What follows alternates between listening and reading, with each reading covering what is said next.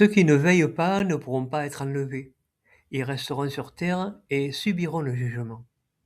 Ce point, il faut le comprendre, que tous les justes seront enlevés et il n'y aura que les méchants qui resteront sur terre. Mais bien sûr, nous comprenons qu'il faut avoir la vraie foi, car beaucoup de trompeurs sont dans le monde pour nous éviter de comprendre quelle est la vraie foi. Il est évident qu'il y a beaucoup de religions, mais qu'aucune n'a le même dogme ou le même enseignement. C'est le piège pour celui qui veut s'approcher de Dieu. Toujours est-il que nous devrions faire attention, parce que c'est un point qui peut nous empêcher d'être enlevés.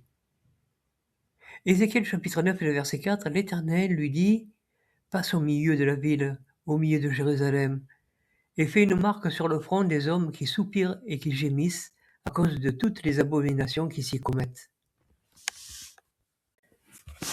Cet épisode nous montre comment Dieu voit les choses. S'il l'a fait dans le passé, il refera la même chose. Et c'est ce qui est prévu pour notre époque, puisqu'il est dit en Révélation chapitre 7 et le verset 3, « Ne faites pas de mal à la terre, ni à la mer, ni aux arbres, jusqu'à ce que nous ayons scellé au front les esclaves de notre Dieu. » Il est parlé ici de l'esclave de Dieu, c'est-à-dire l'individu qui se rapproche de Dieu par le moyen de l'étude de la Bible. C'est ce comportement, sa pensée, sa personnalité qui fera que l'individu a été enlevé ou pas. Certes, il est prévu que les injustes ressusciteront. Passer par la mort est déjà une punition. Apprendre maintenant, c'est ce qu'on sera obligé de faire plus tard. Donc, autant commencer maintenant à connaître Dieu, parce qu'il y a des bénédictions à la clé. Il nous faut comprendre et méditer que la vie éternelle ne peut pas se faire avec les péchés. Il nous faut changer d'état d'esprit, de personnalité, de pensée, que ce soit maintenant ou dans le monde nouveau, et il faudra le faire. Donc, si nous faisons maintenant, ça nous permettra d'être enlevés et de ne pas voir le malheur. Parce que tout le monde sait maintenant qu'il va y avoir un grand malheur sur la terre. Plus personne ne peut l'ignorer. Et Dieu n'a pas voulu que le juste voie le malheur.